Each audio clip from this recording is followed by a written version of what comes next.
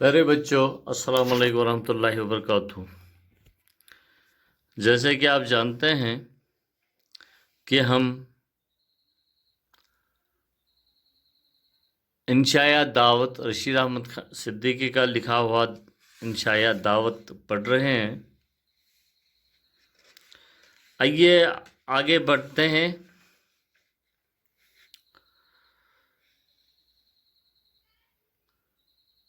सामने एक नियाजमंद कुत्ते भी ये पढ़ा हमने।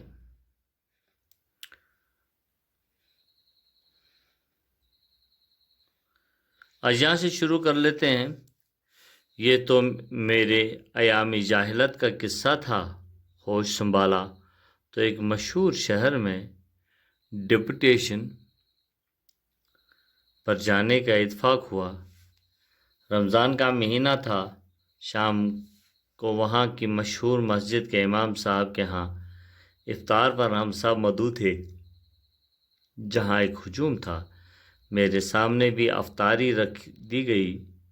अभी हम सब ने मुश्किल से दो एक लुक़मे फ़र्द किए होंगे कि एक हमला हुआ। चंद सुरमा हम पर टूट पड़े और जो कुछ सामने था उसे चट कर आगे बढ़ गए। मालूम हुआ कि वहाँ का यही दस्तूर था कि जो चाहे जिसके सामने चाहे अफ्तारी और चख ले। ऐसा करने से मेज़बान को सवाब मिलता है। हमारे साथ एक रोहिल खंडी पठान तालिब इल्म थे। वो बड़े मुतहिर हुए। उनके तेवर से मालूम होता था कि वो इस वाक़ा को नज़रअंदाज न करेंगे।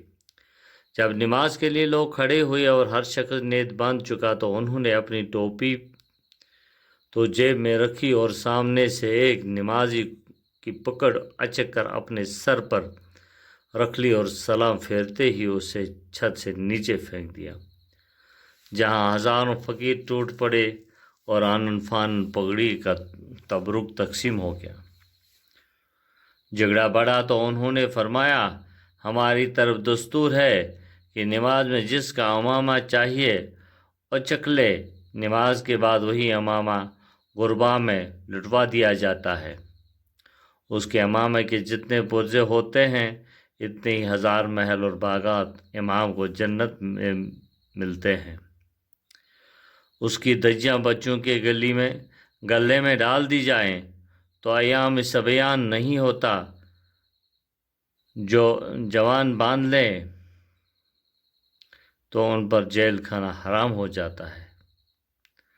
बूढ़े इस्तेमाल करें तो आंतें उतरने से महफूज रहती है।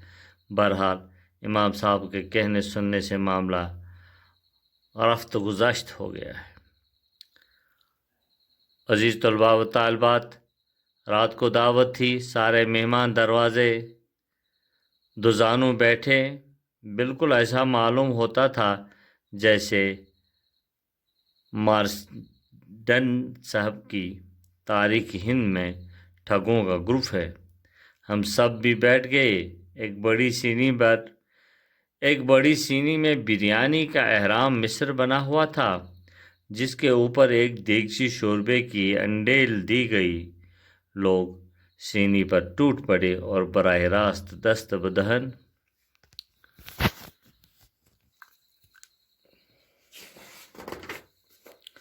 हो गए। दस्त बदहन को आप महज हैंड टू माउथ का महसर तस्वर फरमाइए।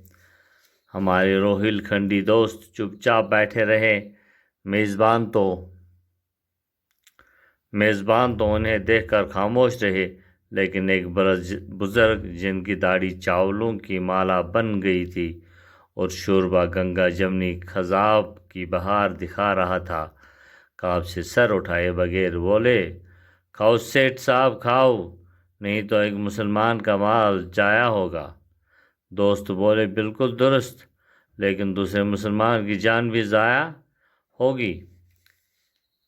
वहाँ के ज़माने क़याम ही में एक और जगह से दावतनामा आया। हमारे मेज़बान वहाँ के मुअज़्ज़ज़ और दौलतमंद तरीन लोग में से थे। میزبانی کے فرائض خاتون کھانا ادا کر رہی تھی۔ ڈرائنگ روم سے پہنچے تو دن کو تارے نظر آنے لگے۔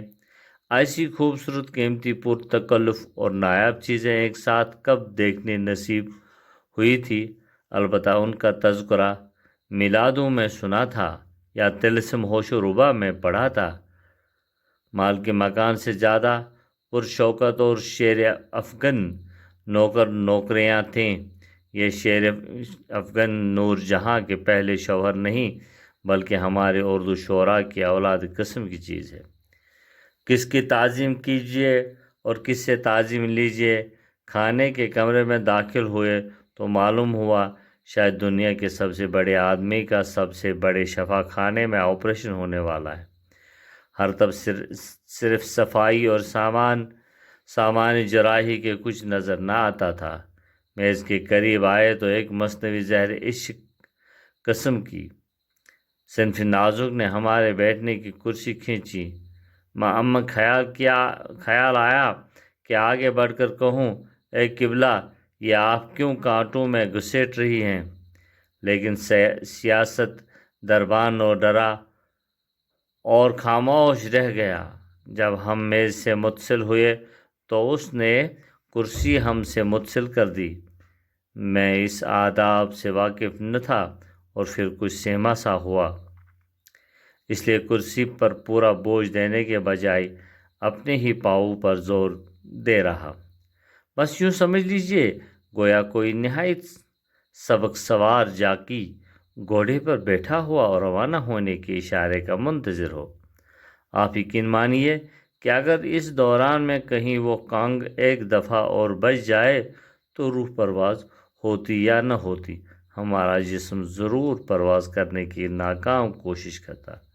کھانا آتا آ رہا، لیکن یقین مانیے کام یاروں کا بقدر لب دنداں نکلا۔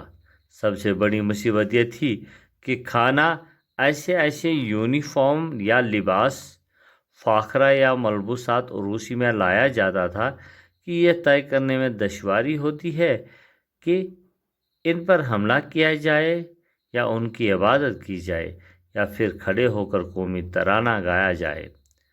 دوسری مصیبت یہ تھی کہ کس آلے سے کس چیز پر حملہ کیا جائے۔ اس لیے جان لینے کے لیے آپ تو آزاد ہیں، جو آلہ چاہے شوق سے استعمال کیجیے، لیکن کھانوں کے لیے تو مخصوص آلات مقرر ہیں۔ عزیز طلباء و طالبات لکھتے ہیں، پھر تیسری مصیبت یہ کہ جو کھانا پیش کیا جا رہا تھا اس کے دوسرے عزیز و اقارب نہ معلوم کون اور تھے، جن کو عدم موجودگی میں کھانے کو ہاتھ لگانا بڑا گوارا پن ہوتا۔ میزبان خاتون کو مسکرانے اور خامخواہ اخلاق برتنے سے فرصت کہاں کہ وہ کچھ بتائیں یا ہم پوچھ سکیں۔ بیروں کو دیکھیے تو ذرہ بختر اور 4 آئینہ لگائے ہوئے اس طور پر مصروف کار تھے جیسے بعض نالائق اور بد دماغ امتحان ہال میں امیدواروں کی نگرانی کرتے ہیں۔ اس قسم کے بیروں کا غور سے مطالعہ کیا جائے تو کچھ ایسا وہم سا ہونے لگا کہ کہیں نہ کہیں اپنی یونیفارم یا پیٹی ٹھپوں میں کوئی پیش قبض بھی چھپائے ہوئے ہیں۔ کبھی کبھی کوئی خادمہ بشکل مخدومہ آ جاتی تھی اور ہم بربنائے سرائمگی اور یا دور اندیشی یہ سمجھ کر کہ یہ بھی میزبان قسم کی کوئی چیز تھی یا آج کل تو اس رتبے پر فائز ہوں گی۔ عزیز طلباء و طالبات، ہم نے بھی چھری اس طور پر پکڑ کر رکھی تھی جیسے کسی قلم تراش چاقو سے گینڈے کی قربانی کرنے والی ہیں۔ کانٹا ہمارے ہاتھ میں ایسا معلوم ہوتا تھا جیسے پلیٹ پر کوئی کیکڑا مسلط ہے۔ خدا کر کے کھانا ہم نے ختم کر دیا۔ کافی آئی بغیر دودھ یا شکر کے۔ بس یہ معلوم ہوتا تھا جیسے تمباکو کا کاغل پیس کر پانی میں ملا دیا ہے، یا نادر شاہ کی اصلاح معدہ